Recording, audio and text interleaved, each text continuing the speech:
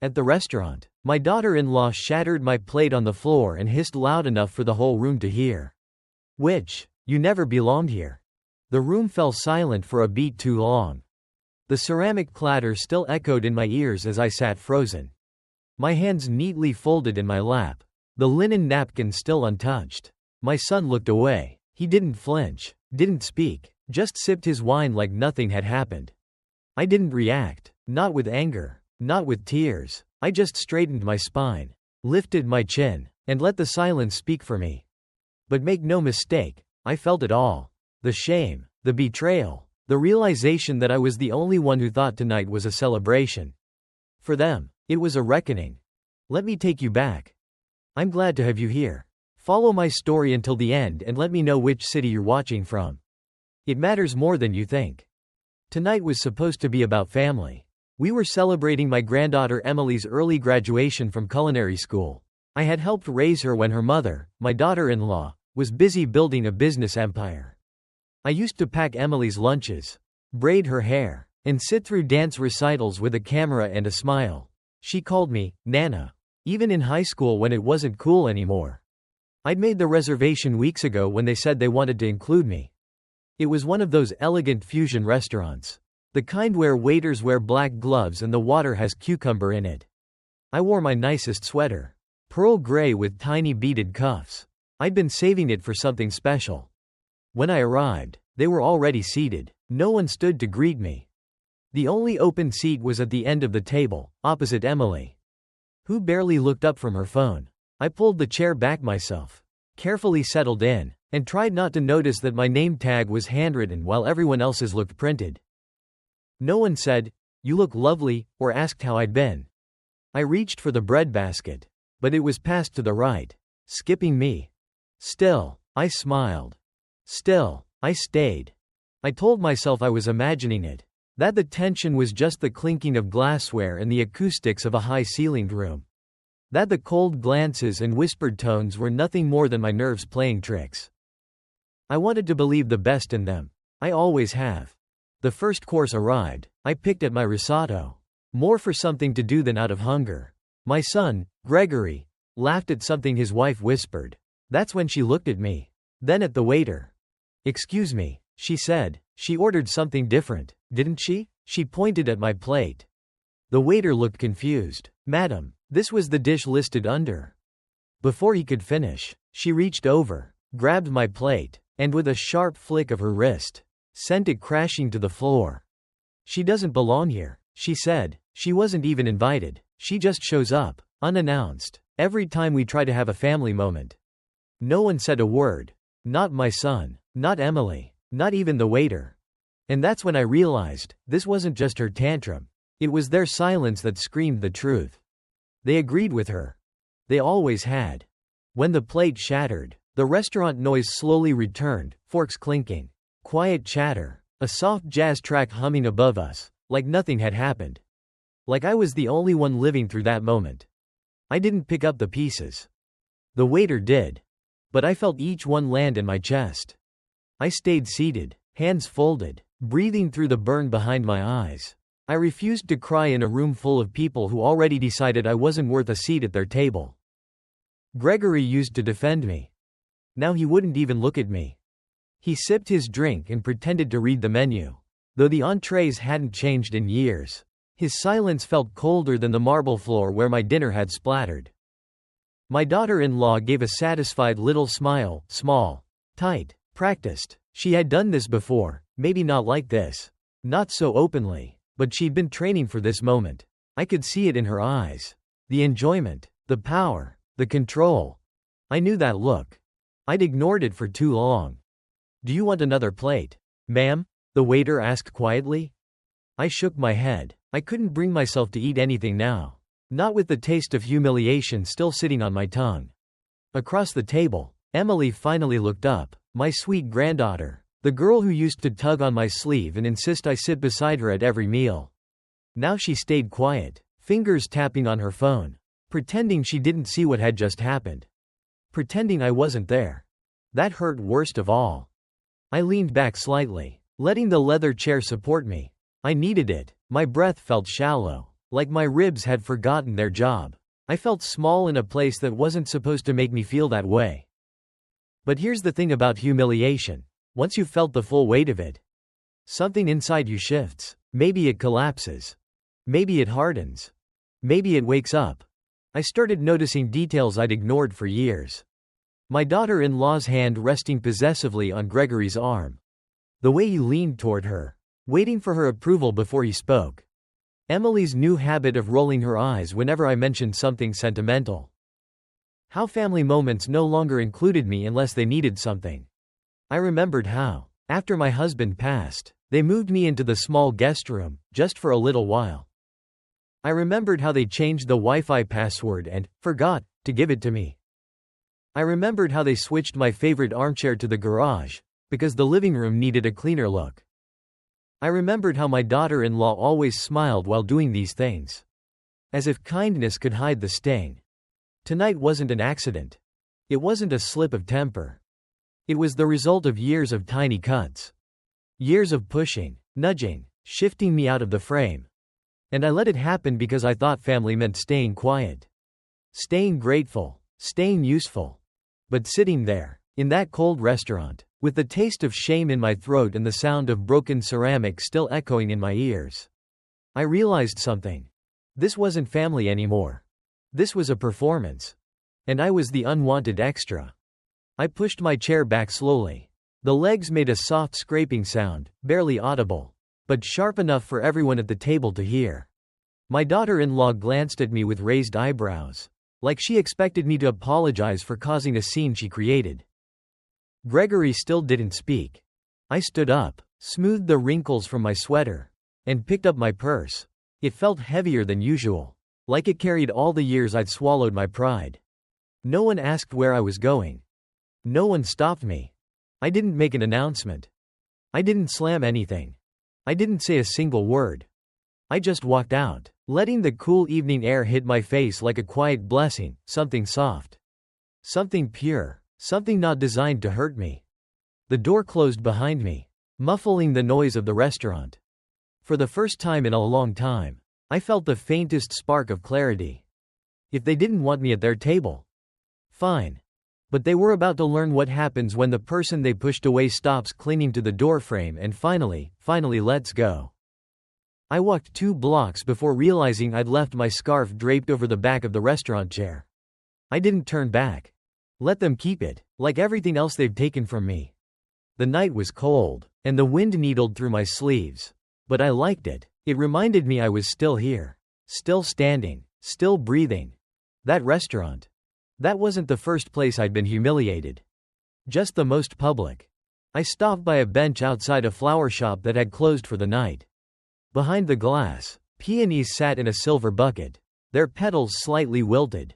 Funny how I'd once been like those flowers. Soft, delicate, arranged for display. Then slowly pushed aside when I wasn't fresh enough to admire. I sat there for a while, watching cars pass, people laugh, life move. I thought about going home. Then realized, I didn't want to. Not to that house. Not to that room with no pictures on the walls. No drawers of my own. No lamp on the nightstand. Just the room they gave me when they needed a babysitter or someone to water the plants while they traveled. I used to call it my space. Now I knew better. It was a storage box for guilt. I'd spent the last 2 years trying not to be a burden. I ate what they gave me. I smiled when they needed photos for social media. I never interrupted their work calls or questioned the way they parented. I thought it made me respectful. Turns out, it just made me invisible. That realization hit harder than the plate ever could. When I finally stood again, I didn't walk toward the bus stop. I turned the other way. Toward the quieter part of town. Toward my friend Martha's apartment. Martha and I used to teach Sunday school together before she moved to a smaller place after her hip surgery. We hadn't spoken much lately. My daughter-in-law said Martha was too chatty, and that I needed quiet to rest. I knocked gently, already rehearsing what I'd say if she wasn't home. But she was. And when she saw me, wind-blown and clutching my purse like a lifeline, she didn't ask questions. She just opened her arms. The warmth of that small embrace did more for me than 1,000 cold dinners at my son's table. We sat with tea. She handed me a blanket. I told her everything. The plate, the words, the silence. She didn't interrupt. She didn't offer excuses for their behavior. She didn't suggest I try harder. She just listened, like she always had. Then she said something that cracked something open inside me. Honey, they didn't push you out because you were weak. They pushed you out because they knew you'd never push back. That night, I slept in Martha's spare room. The mattress was firm. The air smelled like lavender. There were picture frames on the dresser. Books by the lamp. It felt more like home than the last 5 years combined. In the morning, I made breakfast for the two of us. Toast and jam, real butter. No one called it unhealthy or rolled their eyes when I asked for coffee instead of green juice. We sat by her window, watched the mailman go by, talked about things that mattered.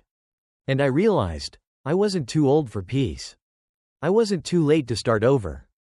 I had been quiet too long. The restaurant wasn't the breaking point. It was the beginning. Because now, I was done making excuses for them. And ready to make room for myself. Martha had an old kettle that whistled when it boiled. I hadn't heard that sound in years. At my son's house, everything was automatic. Press a button. Water heats. Coffee brews. No waiting. No sound. No soul. But that morning, as I sat at Martha's small kitchen table wrapped in her checkered robe, the whistle felt like comfort. Like something real. She poured me tea and slid over a plate with toast and apple slices. I added cinnamon, she said, just how you used to make it back when we'd planned the church bazaar.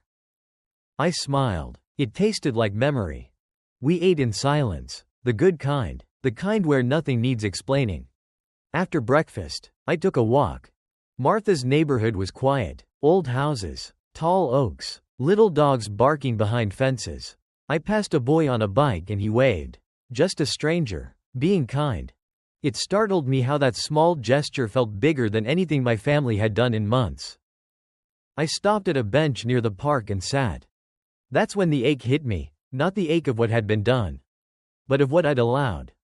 I thought back to the early years. To Gregory as a boy, how he used to bring me dandelions from the yard. To birthday cards with his crooked handwriting. To the way he used to cry when I left the room for too long. Where had that boy gone? How had I become disposable? It wasn't sudden. That was the cruelest part. It happened inch by inch. One skipped holiday. One phone call returned late. One decision made without asking me. They said I was still part of the family, but never once asked what I thought about anything that mattered. I wasn't a mother anymore. I was a formality. And when I stopped serving a function, babysitting, cooking, cleaning, I became an inconvenience. The night at the restaurant wasn't a betrayal. It was a reveal. They weren't embarrassed by how they treated me. They were comfortable with it. That realization didn't break me. It freed me. I returned to Martha's, packed up my borrowed things, and hugged her like she was the last soft thing left in the world. "You're not going back there, are you?" she asked gently. "No," I said, calmly. "Not now. Maybe not ever." I didn't owe them anything. Not my presence. Not my silence. Not another second of my dignity. I took a cab back to my son's house, not to stay, but to gather my things. The few I still owned. The driver asked if I needed help with my bag. I told him no. I was used to carrying what was mine, alone. The house was quiet when I arrived. My key still worked. Inside, everything looked the same, perfect, sterile. Like a showroom. I walked through the hallway slowly, touching nothing. My room was still where it had been, tucked in the back like an afterthought. I opened the closet. One coat, 2 blouses, a pair of slippers, no drawers, no keepsakes. Everything I had fit in one suitcase. I paused by the door before leaving and looked back, not at the room, but at what it represented. This wasn't home. It never had been. Not since my husband died. Not since my daughter-in-law began slowly replacing love with management. Not since my son started nodding more than he spoke. I closed the door behind me. Gently. Firmly. Finally. Back in the cab, I didn't feel lost. I felt light. For the first time in years, I had no dinner to prepare, no calendar to rearrange for others, no polite silence to maintain. Just me. And I was done apologizing for that. I didn't go back to Martha's. I went to the bank. The same one my husband and I had used for over 40 years. The branch on Main, with the red brick walls and the dusty potted plants near the entrance. Inside, the scent of carpet cleaner and old paper filled the air. It was familiar, comforting, even. A young man in a navy suit greeted me. "How can I help you today, ma'am?" I told him my name. He paused, then smiled politely, the way people do when they realize you're more important than they thought. "I believe Mr. Daly is available. Let me check." Mr. Daly had been the branch manager since before my husband passed. He'd shaken my hand at the funeral. He'd sent flowers. And now, he ushered me into his office like I was someone who mattered. I didn't cry. I didn't tremble. I opened my bag, pulled out a folder I'd tucked away for years, documents, letters, passwords my husband had left for me in a box labeled, "Only if necessary." Today felt necessary. Mr. Daly read in silence. He didn't question anything. "Are you sure about this?" he asked gently. I nodded. "Yes, I want everything transferred, out of the shared trust, into my private account." He looked at me for a long moment. Then he nodded back. "It'll take a few days to finalize everything. But yes, we can do that." I thanked him and stood. And just before I reached the door, he said, "Mrs. Collins, I'm glad you're doing this. He would have wanted you to." That stopped me. Because I think he was right.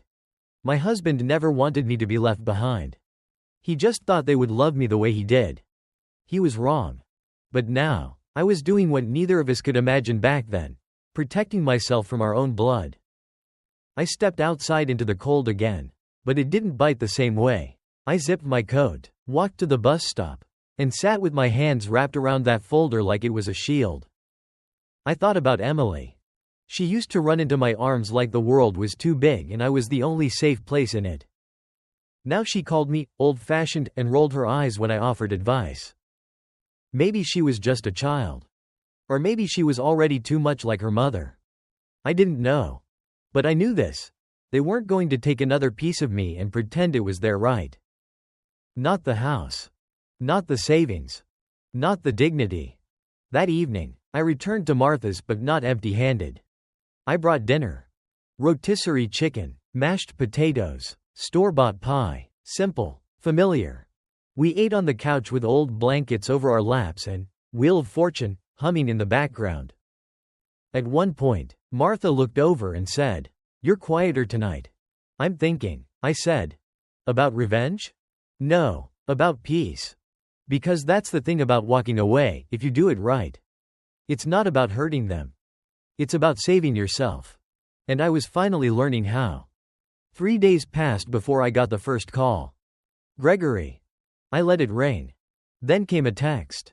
"Hey, Mom, everything okay?" No apology. No mention of what happened. Just that vague, polite concern people send when they start to feel uneasy. I didn't reply. Martha noticed.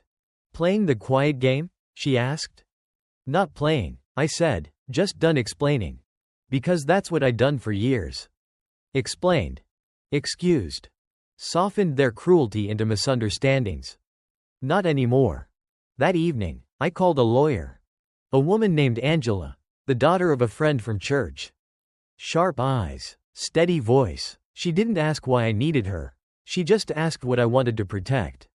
"Your house," she said, reviewing the papers, "is still technically in your name. But if you'd passed, everything would have gone to the trust. They could have sold it without blinking." I nodded. I want it in someone else's hands now. "Who?" I hesitated for a moment. Then I said her name. "Emily." Angela raised an eyebrow. "Are you sure?" "No," I said quietly, "but she deserves the chance to choose who she becomes." We filed the paperwork. I also removed Gregory from my medical power of attorney. From the emergency contacts list. From the end-of-life directives. It was quiet, all of it. No confrontation. No dramatic scene. Just a gentle rearranging of power. One signature at a time. Martha baked cookies that night. Chocolate chip, warm and soft. We ate them in our pajamas, feet tucked under the same quilt we'd used since our kids were toddlers. She didn't say, "I'm proud of you." She didn't need to. It showed in the way she saved the last cookie for me without asking. The next day, the texts changed tone. "You haven't been home. Are you staying at Martha's? Emily wants to know if you're okay." I read those words 3 times. Emily. She remembered. Still, I didn't respond. Sometimes silence speaks louder than stories. Sometimes it's the first time they really hear you. On the 4th day, I got a call from a number I didn't recognize. Voicemail. It was Emily. Her voice was small. Scared, even. "Nana, I didn't like what Mom did at the restaurant. I thought it was awful. I wanted to say something, but I didn't know how." A pause. Then, "I miss you." Just 3 words, but they cracked something I tried to seal. Because love doesn't vanish. It just hides when it's been taught to be ashamed. I didn't call her back. Not yet. But I sat with her words. Let them settle. Let them breathe. People assume cutting ties is always loud, messy, explosive. But sometimes, it's silent, calculated, woven from quiet mornings and measured decisions. I wasn't punishing them. I was protecting me. The difference was everything. It took them a week. 7 days of no calls returned. No texts answered. No place at their table filled. And suddenly, the woman they used to overlook became visible. Gregory showed up at Martha's door without calling. I heard his car before I saw him, engine humming in that familiar stop and idle way. Like he wasn't sure he should be there. Martha peeked out the window. "You want me to handle it?" "No," I said, standing. "Let him come." I opened the door but didn't invite him in. He looked tired, or maybe just uncertain, like he hadn't practiced for a moment where he was the one left out in the cold. "Mom," he said, "I didn't know you were staying here this long. I didn't know you cared where I stayed at all." I replied, evenly. He shifted on his feet. "Emily's been asking about you. She said she left you a voicemail." I heard it. "And?" I held his gaze. "And I'm still thinking." He nodded, slowly. Then his voice dropped lower, softer. "Look, about the other night. At the restaurant, I should have said something. But you didn't." "No." Silence. He looked past me, into the living room where Martha's plants sat along the windowsill, where the scent of cinnamon still lingered in the air. "It smells like your old kitchen in there," he said. I didn't respond. "I miss that," he added. "Funny," I said, "you didn't seem to, when you let them box up all my cookbooks last spring and dump them in the garage." He flinched. "I didn't know," he muttered. "You didn't want to know." That was the truth. It had never been about not seeing. It was about choosing not to see. "Mom," he said finally, "what do you want me to do?" I looked at him. Not with anger, not even disappointment. Just the quiet clarity that comes after a long storm. "I don't want you to do anything," I said. "I want you to feel something. And sit with it, like I've done for years." He didn't know what to say to that. So I closed the door. Gently. Martha didn't ask what he wanted. She just handed me a fresh cup of tea. "Your hands are steady," she said. They weren't before.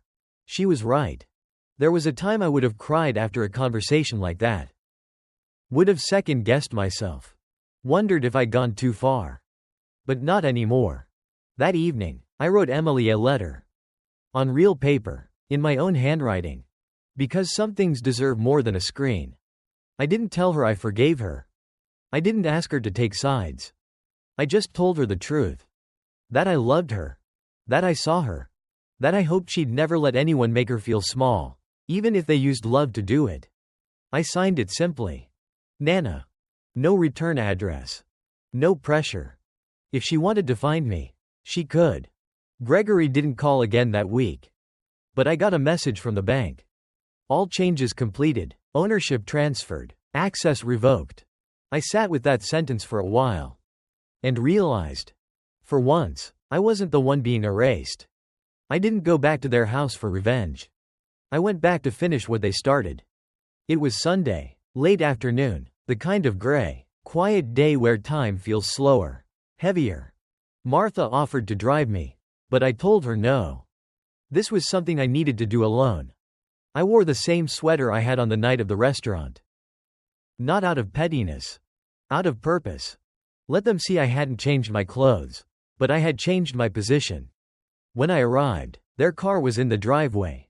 The porch light was already on, even though the sun hadn't set yet. I knocked once. The door opened slower than I expected. Gregory. His face looked worn, not tired, not sick, just aged, like silence had weighed on him more than noise ever did. "Mom," he said, stepping aside. I walked in. Not with hesitation. With decision. The house smelled like lemon cleaner and something baking. Emily peeked from the kitchen, eyes wide, then quickly looked down. My daughter-in-law was nowhere in sight. Probably for the best. Gregory gestured toward the living room. I sat, not on the edge of the couch like I used to. I leaned back, crossed my legs, waited. He cleared his throat. "She's in the back," he said, referring to his wife. Didn't want to make things harder. I didn't answer that. Some silences are mercy. Instead, I looked around. The same framed photos, the same pristine shelves, but now I noticed something else. A box. Cardboard, plain, sitting by the stairs. I pointed. "That for me?" He nodded. "Thought maybe you'd come for your things." I laughed, softly. "All that's in there?" He looked uncomfortable. "It's what was left." I didn't move toward it. Didn't open it. Didn't care. "Gregory," I said calmly, "I came for a few minutes. Not forever." He sat across from me, elbows on his knees. "You're different," he said quietly. "No," I said, "I'm just done pretending." He nodded, like he didn't quite understand, but didn't dare argue. Then Emily appeared in the doorway. She held something in her hands, an envelope. Sealed, handwritten. She crossed the room slowly, then held it out to me. I wrote back, she whispered. I took it. Didn't open it. Not yet. "Thank you," I said. She nodded, eyes wet. "Grandma, I'm sorry." I didn't need her to say it. But it helped. Sometimes we carry pain so long, we forget the weight, until someone reaches out, not to take it, but to say, "I see you carrying it." I stood. Gregory did too. "I'm not staying," I told them. "I know. But you'll hear from my lawyer soon." He blinked. "About what?" "About the trust, the house, everything." "You're making changes?" "I already did." He sat down again. Didn't fight. Didn't plead. Just accepted. And somehow, that hurt less than I thought it would. Before I left, Emily followed me to the door. "Nana?" "Yes?" "I still have that old quilt you made me. The one with the yellow squares." I smiled. "Keep it, you'll need it someday." Outside, the air was cooler than before, but not cold. I walked back to the curb, envelope in hand, not looking back. Because I wasn't leaving. I was moving forward. Back at Martha's, I didn't speak for a while. She didn't ask. That's what real comfort looks like, someone setting the kettle on without needing the story first.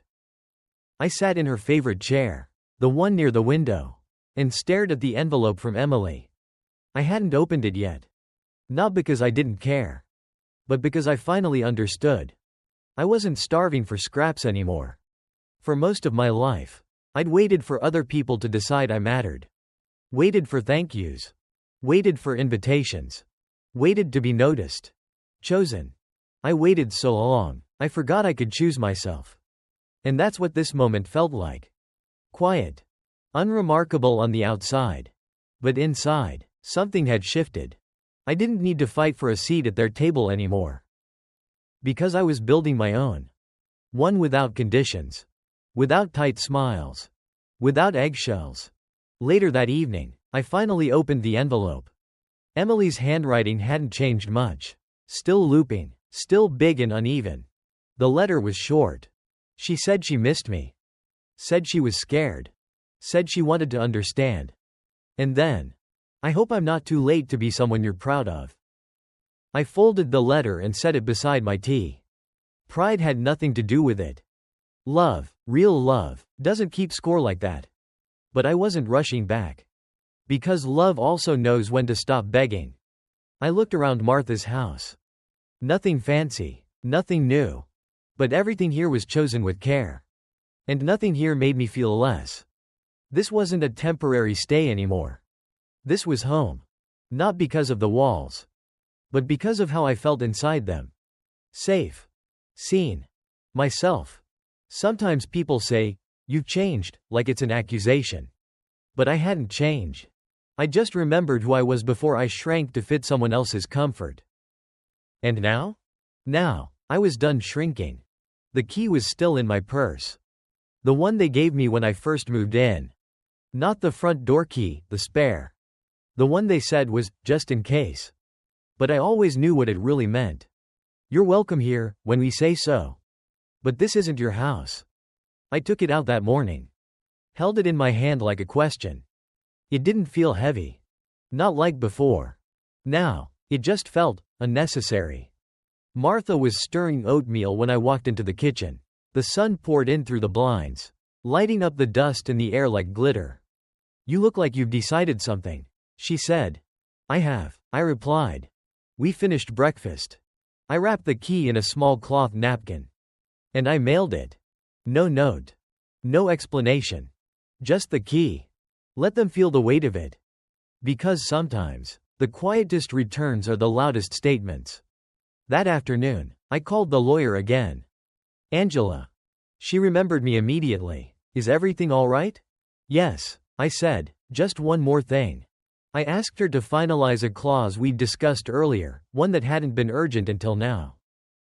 A formal letter revoking access. No more automatic payments from my accounts. No more legal authority to make health decisions. No more names attached to things I had paid for with my life. It wasn't cruel. It was clear. A line drawn, not in anger, but in certainty. She said, "You know, most people don't take these steps until it's too late." I smiled. I waited too long already. I'm just catching up. That evening, I received a voicemail. Not from Gregory. From his wife. Her voice, usually sweet with sharp edges, now sounded flat. "We got your letter," she said, "and the key." A pause. "If this is about what happened at the restaurant, maybe we can talk, but doing all this, it feels dramatic." I didn't respond. Because silence isn't always avoidance. Sometimes, it's the final word. I went to bed early that night. Not because I was tired. But because, for the first time in years, I didn't feel like I had to stay up waiting for something to change. I had change. And that was enough. 2 days later, there was a knock on Martha's door. Not loud, not rushed, just patient. I was folding laundry in the back room. Martha answered. Then she called out, "It's for you." I walked slowly, not expecting much. Maybe another delivery mistake. Maybe someone selling something. But it was Emily. She stood on the porch in a hoodie too thin for November. Arms crossed, eyes darting like she wasn't sure if she should stay. I opened the screen door. We stood there, quiet. She looked older than last week. Or maybe just less covered. "I know I should have called," she said. I didn't respond. "I wanted to come sooner. I just didn't know if you wanted to see me." Still, I didn't speak. Because I'd learned not to fill silence just to make someone else feel better. Then she reached into her backpack and pulled out something. A small photo album, the old kind, worn at the edges. "I found this," she said, "in that box by the stairs. Mom said it was junk. But I looked through it." She handed it to me. I took it, slowly. Familiar weight, familiar crackle of plastic sleeves. Inside were snapshots from decades ago, birthday cakes, Halloween costumes, a sunlit backyard where Gregory once pushed Emily on a swing. Pages I thought were long lost. "I remember this," she whispered, pointing to a picture of the two of us by the lake. "You taught me how to skip stones that day." I nodded. "You also told me that being strong didn't mean being loud." A pause. I didn't understand that until now. Still, I stayed quiet. Not cold. Just listening. She reached into her pocket again and pulled out something smaller this time. The key. The same one I'd mailed back. I brought it, she said, not because I want you to use it, but because I want to give it to you myself. That's when my breath caught. Because this wasn't about access. It was about acknowledgement. I don't want to be like them, she said, eyes wet, and I know I have been, but I don't want that. Finally, I spoke. You have a choice, Emily. She nodded. I know, and I'm choosing this. I took the key, not because I needed it, but because she needed to give it. That was enough. I didn't invite her in. Not yet. But I did something I hadn't done in weeks. I smiled. A small one. Quiet. But real. 1 week later, I stood in my little corner of Martha's backyard, holding a cup of coffee as steam curled into the morning air. The frost had come in overnight, leaves crisp underfoot, wind carrying that early winter bite. And yet, I felt warm. Inside. For the first time in a long time. Martha had given me more than shelter. She had given me the space to remember who I was without needing to explain it. Behind me, the screen door creaked open. It was Emily. Again. She didn't say much this time. Just sat next to me on the little wooden bench, pulled a blanket over both our knees. We watched the neighbor's dog chase shadows along the fence, heard the far-off sound of a church bell striking the hour. I read the letter you wrote, she finally said. I nodded. You weren't angry, she whispered, not even a little. I was tired, I said softly, tired of trying to be small enough to be loved. She swallowed hard, looked away. Then, I don't want to be like them. You don't have to be. We didn't speak after that. And we didn't need to. Some love comes back, not because it was summoned, but because it was given permission to grow on its own. Later that day, I packed a small bag. Not to leave Martha's, this was still my home. But I had somewhere I needed to go. The cemetery. My husband's grave sat on the east side of town, beneath an old oak that always shed early. Leaves surrounded the stone like a quiet frame. I knelt beside it, brushed the dirt off his name, and smiled. You'd be proud of me, I said. I didn't disappear, not like they hoped. I reached into my bag and pulled out a folded paper. The trust. Rewritten. Redefined. I kept your promise, I whispered, but I added one of my own. I left the paper tucked under a stone. Not for anyone else. Just for him. When I stood, I didn't feel heavy. I felt full. The kind of full that comes from reclaiming your space, your voice, your story. Not as someone's mother. Not as someone's burden. But as yourself. That night, back at Martha's, I made dinner. Nothing fancy. Meatloaf, peas, mashed potatoes. Just like the old days. She set the table. Emily joined us. 3 plates. 3 women. 3 generations. Each one making their own way back to something real. As we ate, I looked around the table. No tension. No conditions. Just peace.